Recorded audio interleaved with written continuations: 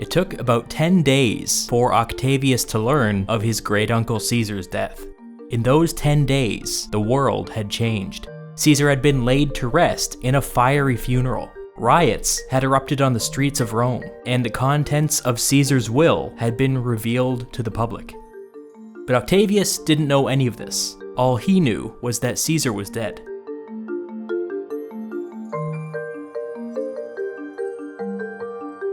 Octavius was in Illyricum, overseeing preparations for Caesar's eastern campaigns. Those campaigns were probably off now, but what did that mean? The people around Octavius advised him to take up the nearby legions and avenge his great-uncle's death, but Octavius hesitated. He didn't know what the political situation was like back in Rome. If he started moving legions around, he ran the risk of being declared an enemy of the people by the Senate. Octavius decided to return to Rome as a private citizen. This was perhaps risky, but he didn't see a better option. Once he properly understood the political situation, he could decide what to do next. On the road to Rome, he began receiving a flood of letters. Caesar's will had been opened. Octavius was pretty much the last person to learn that he had been named Caesar's heir, giving him the rights to most of Caesar's Scrooge McDuck-sized fortune. As an expression of this passing of the torch, Caesar posthumously adopted Octavius as his son. When he got the news, we are told that Octavius broke down and cried. Octavius's mother wrote him a letter advising him to return to Rome immediately, but to take the side roads, hide his identity, and be on the lookout for assassins. His stepfather separately advised him to renounce his adoption, take the money, and to retire from public life as a monstrously wealthy man. With a lot of conflicting advice coming his way, Octavius came up with his own plan. He would accept the adoption. From this moment forward, he would go by the name of Gaius Julius Caesar, the same as his adoptive father. This is hella confusing, and so historians have, over the years, decided to assign this new Caesar with the name Octavianus, or Octavian for short, which is just the past tense version of the name Octavius. But it's important to remember that this is solely a convention among historians, and that, as far as his contemporaries were concerned, he was a second Caesar. When Octavian landed in Italy, he appeared in public under his new name. The crowds hailed him as his father's son. The Senate and the people were put on notice. The heir to Caesar was returning to Rome.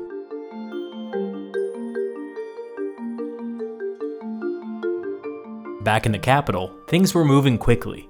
Antony and Lepidus had already pressured many of Caesar's assassins into leaving the city, which was good for them, but now they needed to look inward. If the Caesarian faction was to survive, the Antony-Lepidus alliance had to remain strong. As a first step, Antony's daughter was engaged to marry Lepidus's son, both of whom were children. This was a good start, but it was all symbolic. What else could they do? There was the matter of the Pontifex Maximus. The position of Rome's chief priest was a lifetime appointment, previously held by Caesar. But here's the thing. Sometime within the last year or so, the Senate passed some minor piece of legislation that said that Caesar's son would succeed him as Pontifex Maximus, Octavian. This was a problem. Antony did some quick thinking and argued that since Octavian hadn't physically come to Rome and made his adoption official yet, legally speaking, Caesar had no son, at least for the next few days. Antony hastily called an election and made sure that his partner Lepidus took Caesar's place as Pontifex Maximus. The fact that it was Lepidus and not Antony offers us an insight that maybe Antony considered himself a junior partner in this alliance. The riots and the killing and the political uncertainty had everybody on edge. Violent mobs were sometimes known to target specific politicians or threaten to burn down the entire city. There were already whispers of another civil war. Shops closed, foot traffic dried up, and a vast number of Romans went into hiding. The senator Cicero observed that, quote, "even the mice are leaving." Many of Cicero's political allies had already fled the city and urged him to do the same. Cicero agonized over this decision, seeking advice from many of his friends abroad. In the end, he decided to stay in Rome and put his own life at risk so that he could fight in the Senate to avert another civil war. Friendly neighborhood historian Tom Holland calls this the most courageous decision of his life.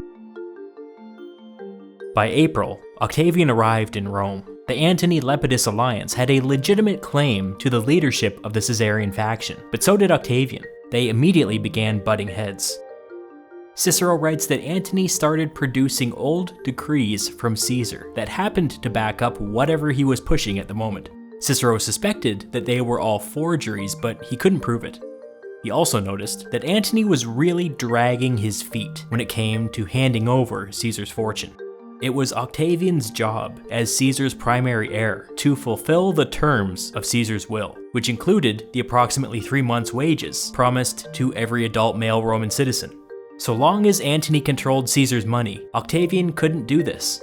So instead, he ignored Antony. He made the rounds to many of Caesar's old allies, asking for favors and taking out personal loans. He couldn't raise the total amount this way, but he raised enough to get the ball rolling.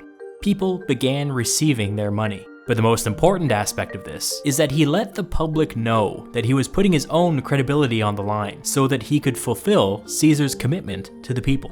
This made him wildly popular, virtually overnight. If Antony's goal in dragging his feet was to damage Octavian's reputation, his plan backfired badly. He would eventually release Caesar's fortune, making Octavian one of the richest people on Earth. By the summer of the year 44, Roman politics had completely realigned. Antony was still technically running things as consul, but Cicero was now the leader of a vocal anti-Antonian faction in the Senate. As Antony attempted to assert his dominance, Cicero fought him tooth and nail. The big debate over the summer was over what to do with the province of Cisalpine Gaul. Next year, Antony was due to take over as the governor of Macedonia. This was a great province. It came with 6 legions attached to it. But it wasn't the best province. The best province, given Rome's recent history, was Cisalpine Gaul. It came with a couple legions, a vibrant tax base, and most importantly, it was close to Rome. The threat of crossing the Rubicon was everything now. Whoever was the governor of Cisalpine Gaul had the opportunity to dominate Roman politics from a distance.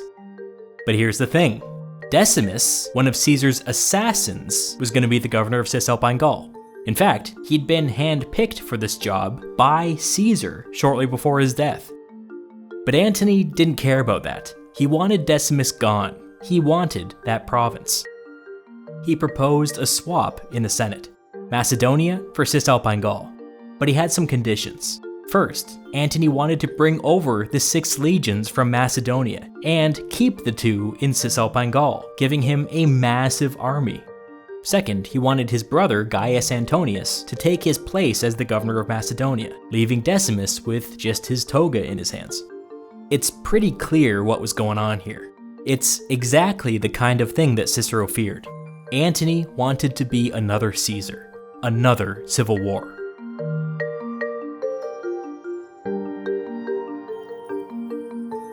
Cicero fought this request in the Senate, but people were exhausted, and nobody was prepared to go nuclear over a request to transfer provinces. He lost. The Senate sided with Antony. But Decimus didn't take this lying down. He said that Caesar had personally hand-picked him as governor, and he seemed to remember the Senate passing a resolution saying that all of Caesar's legislation and appointments were locked in place. Was Antony interested in tearing up that agreement? Because that would open a whole can of worms. As an act of defiance, Decimus took his legions and marched on some Gallic tribes in the Alps, winning a minor victory. The legions hailed him as imperator. He wrote to Cicero, asking if there was enough support in the Senate to get him a triumph for his victory. Some people just don't have an instinct for politics because there definitely wasn't. The Senate had just voted to take away his province, but Cicero told a polite lie and said he'd look into it. So the Senate under Antony had voted to take away Decimus's province. Decimus responded by saying that they didn't have that authority. Things were at a bit of a standoff. In June, all of the major anti-Antonians got together in central Italy for a big important meeting. The following people were in attendance: Cicero, Brutus, Brutus's wife Portia, Brutus's mother Servilia, Cassius, Cassius's wife Tertulla, and a conservative senator named Favonius. Decimus would have been invited, but he was obviously busy. Cassius and his wife Tertulla were running late, so the meeting got started without them. Together, they considered an offer from the Senate that would put Brutus and Cassius in charge of grain collection in the provinces of Sicily and Asia Minor. This was basically a way to give Brutus and Cassius an excuse to stay away from Rome for the next couple years. Cicero told Brutus that they should take the offer. If they were going to continue avoiding Rome, they might as well make themselves useful. He could hold things down in the Senate. Brutus was indecisive. He told Cicero that it was always his plan to return to Rome as soon as possible. Cicero responded by saying that it was not safe for Caesar's assassins to show their faces in the city. He told Brutus that his survival was paramount, since he, as the leader of the assassins, was the Republic's only defense against tyranny. This was blatant flattery, and who knows if Cicero even meant a word of it, but it seemed to be effective on Brutus. Cassius and his wife then rolled in there like a couple of tornadoes. Cassius got right to the point. Supervising grain collection is a slap in the face. He then launched into a litany of all of their squandered opportunities since the assassination, and in particular, he criticized Decimus for not being aggressive enough in Cisalpine Gaul.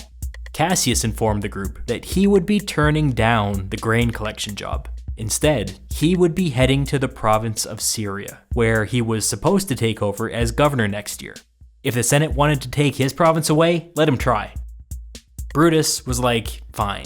If Cassius was doing that, he would head to Asia Minor to help out another prominent conspirator, Trebonius. Brutus's mother Servilia spoke up and said that if that was their decision, she would persuade some friendly senators to get the offer rescinded. With their decision made, Cassius continued to hammer away at the absent Decimus for letting Antony get the better of him. Cicero tried to calm things down, telling everybody that it was useless to dwell on the past. He then began to, with no self-awareness, point fingers at everybody else in the room, asking each of them why they were not more decisive in the days following the Ides of March. Why on earth did they barricade themselves on the Capitoline Hill and hand the initiative to Antony? What was the purpose of that? Servilia cut him off and shut down the debate. Nobody was really happy, but at least now they had a plan. Cicero would continue to work the Senate in Rome. Brutus would head to Asia Minor, and Cassius would head to Syria. From these powerful positions, they would have the strength to support Decimus against Antony. In the days following the meeting, Cicero privately railed against his allies for being completely useless ever since the Ides of March. He wrote in one letter that, quote, "In good truth, I found a ship with timbers all gone to pieces. No plan, no system, no method." By the autumn of 44 BCE, Cicero had switched to a much more aggressive posture. He made a series of speeches and distributed a series of pamphlets that directly denounced Antony as a tyrant. These are known as the Philippics, and they survive to this day. Another one of Cicero's political innovations was that he began to publicly praise Octavian. If he could split the Caesarian faction between Antony and Octavian, he might be able to oust Antony in a moment of weakness. Octavian welcomed the support of Cicero and used the opportunity to ramp up his own criticism of Antony. Over this period, Cicero and Octavian got really close. Octavian began calling the older man father as a sign of respect. The opportunity to split the Caesarian faction came sooner than anybody expected. In October of 44, when Antony left Rome to inspect some legions, Octavian used his newfound wealth to raise a private army and march on Rome. It wasn't a very big army, only 3,000 retired soldiers, but it was enough to occupy the city. And just like that, a civil war had begun. It was incredibly sudden and strange. Nobody had bothered to make any official declarations or anything, it just happened. Antony approached from the south with those legions he was inspecting, 6 in total, 30,000 soldiers if they were at full strength. By November, Octavian had abandoned Rome and fled north, and Antony had reoccupied the capital. But Octavian quickly learned that 2 of those 6 legions under Antony were unhappy to be marching against the son of Caesar. At their first opportunity, they abandoned Antony and came over to Octavian's side. Antony's first instinct was to have Octavian declared an enemy of the people, but with several of his legions defecting and Cicero leading a vocal anti-Antonian faction in the Senate, he wasn't sure if such a thing would pass. Both sides now appealed to Decimus for support. With his 2 legions, he could easily tip the balance in either direction. But there was never any doubt. Decimus sided with Octavian. Cicero ramped up his attacks in the Senate. All of the pieces were falling into place. But Antony surprised everybody. He marched north, around Octavian's legions, and headed straight for Decimus in Cisalpine Gaul. Antony's legions outnumbered Decimus's by 2-1, but honestly half of those under Decimus were straight up rookies, so really it was more like 4-1. Cicero urgently wrote to Brutus, who was currently in Greece, urging him to bring all available legions to Decimus's aid. Brutus was kind of baffled by this. Had they all lost their minds? Had they really thrown in their lot with the son of Caesar? If the Caesarian faction was fighting amongst themselves, that was good. Just sit back and wait for the dust to settle. What were they thinking? Brutus was horribly out of touch with how quickly things were changing in Rome. Whether he meant it or not, he had just stabbed Decimus in the back.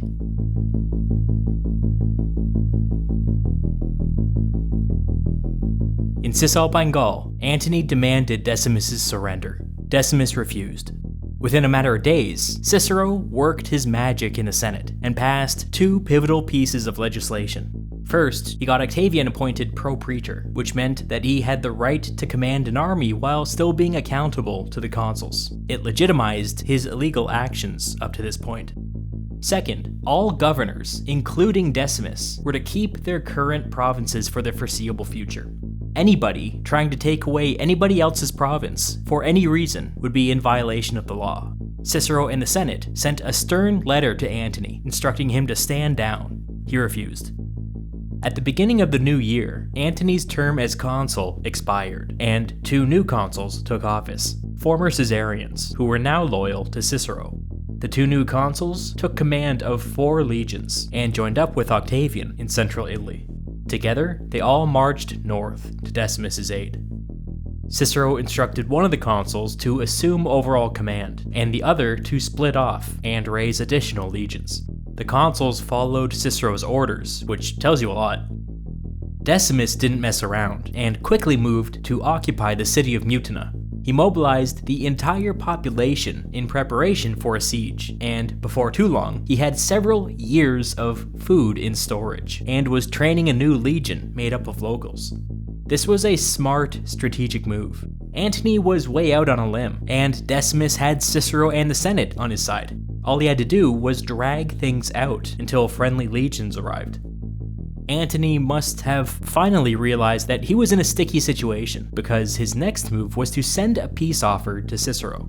He would withdraw from Cisalpine Gaul, he said, if the Senate would agree to grant him the province of Transalpine Gaul, which was all the territory north of here, basically all of Caesar's conquests from the Gallic Wars. Obviously, Cicero said no. The 1-year anniversary of Caesar's assassination came and went with very little fanfare.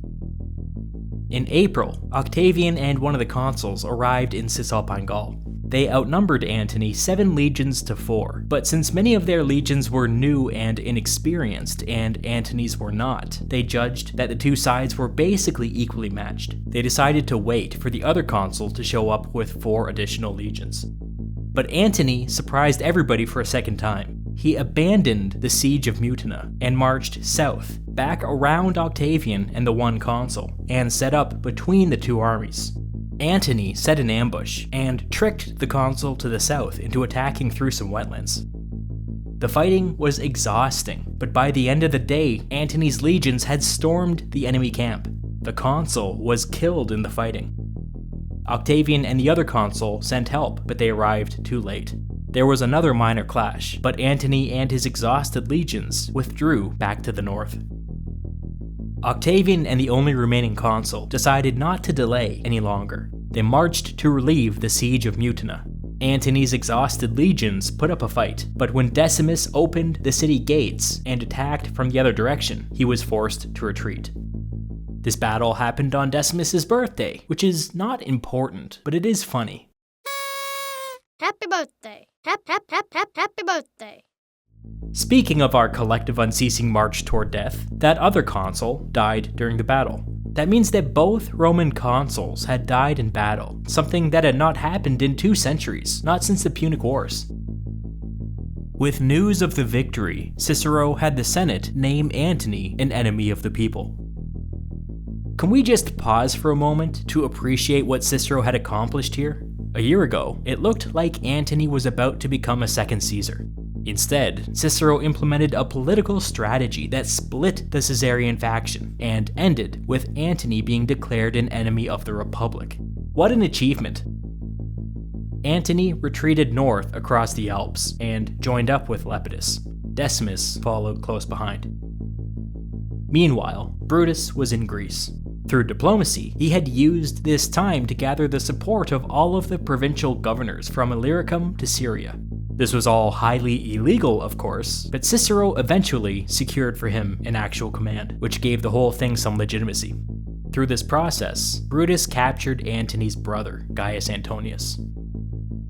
Cassius was still in Syria, in command of 8 legions. Some clever thinking allowed him to intercept a Roman army headed from Egypt to Italy, bringing his total up to 12 legions.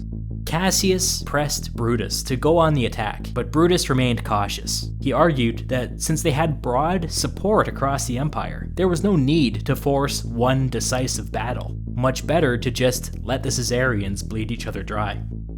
I do my best to be generous to these historical figures who were acting with imperfect information, but I will point out that during this crisis, Brutus's first instinct always seemed to be do nothing. That's an alarming trait. I wonder how different things would have been if Cassius had been the one put in charge.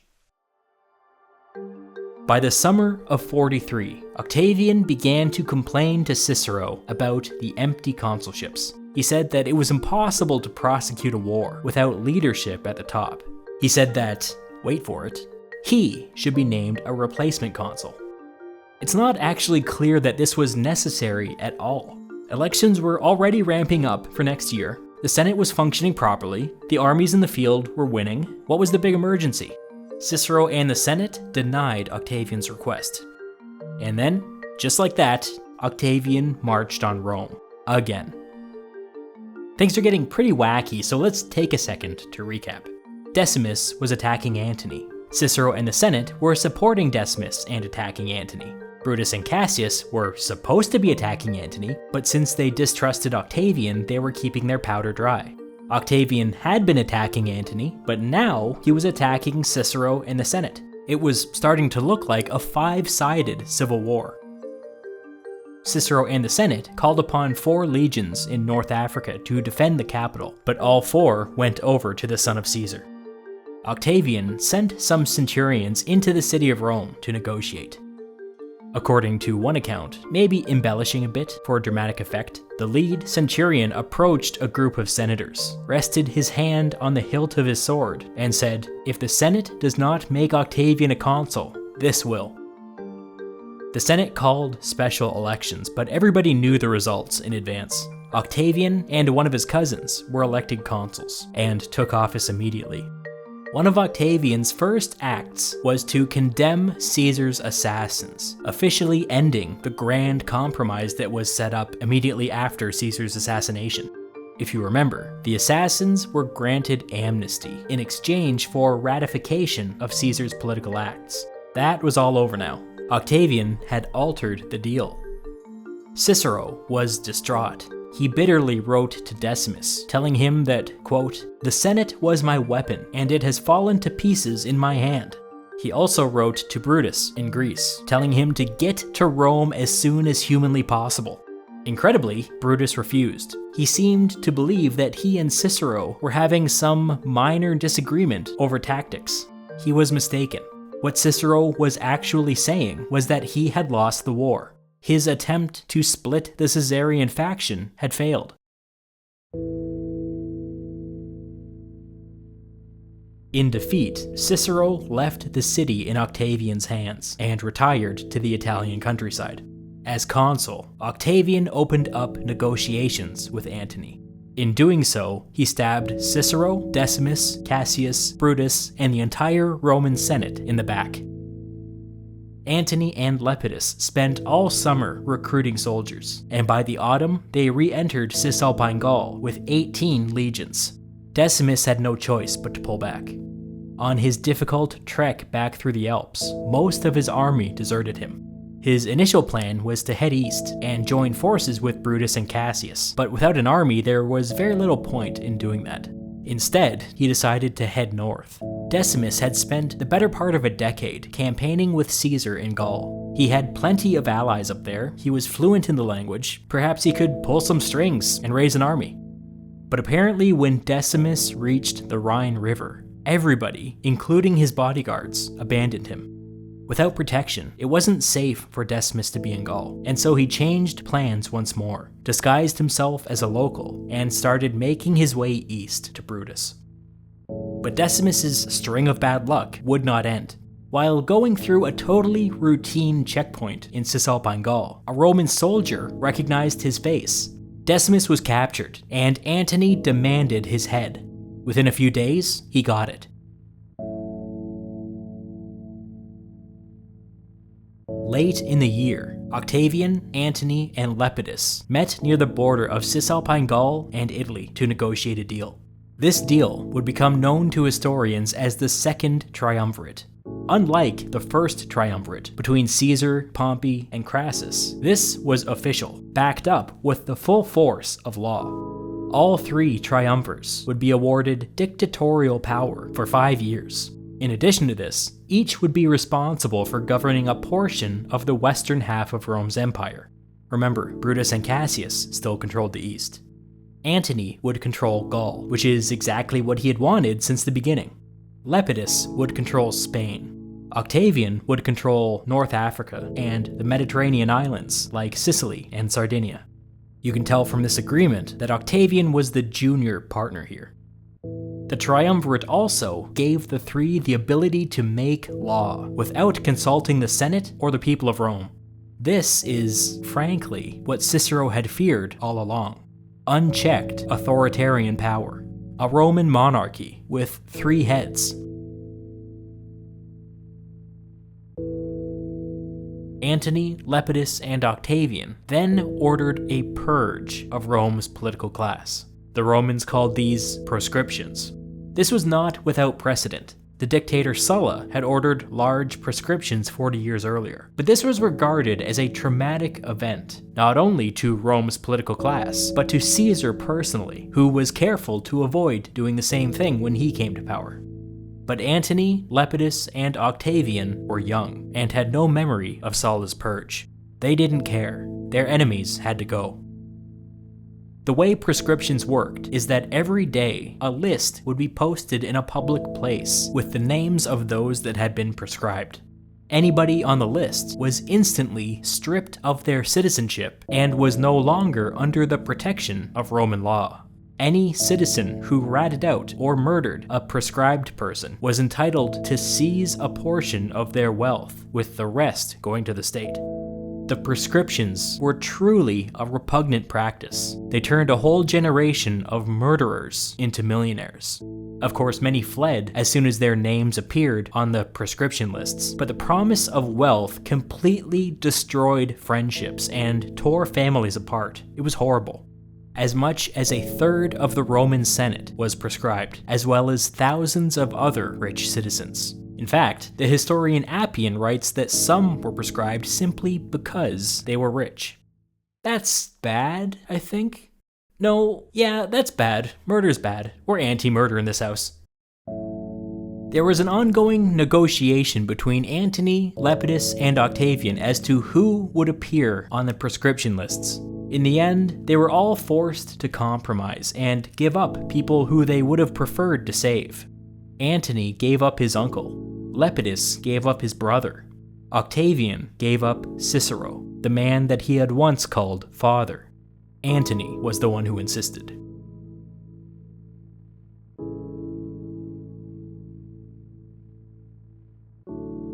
On December 7th, 43 BCE, a small group, led by a military tribune and a centurion, showed up at Cicero's villa. The doors were locked, but they busted in. After interrogating some workers, they learned that Cicero was on his way to the sea. They caught up with him on the road. He knew that he was caught. He told his entourage to stop. They found him in a reclined position, reading. He spoke to his killers. "I am stopping here." He turned to the lead centurion. "Come here, soldier. There's nothing proper about what you're doing, but at least make sure you cut off my head properly." Cicero stuck out his neck and indicated what he wanted done. The centurion slit his throat. The group of killers then cut the head and the hands off of Cicero's body and sent them to Antony as proof. Antony nailed Cicero's hands to the speaking platform outside the Senate House, the same hands that wrote all those pamphlets opposing him 1 year ago. It is so upsetting that Cicero went out this way. He deserved better. Historian Anthony Everett calls him the greatest statesman in Roman history. I love Cicero. I'm in that camp too.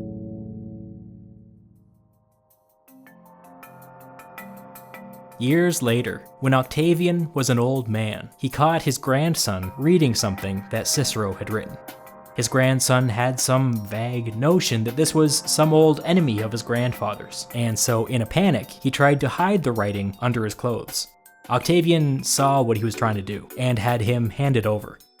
For a long time, he stood there, reading the words of Cicero, written in another era. In time, he handed the writing back to his grandson, saying, "My child, this was a learned man, and a lover of his country."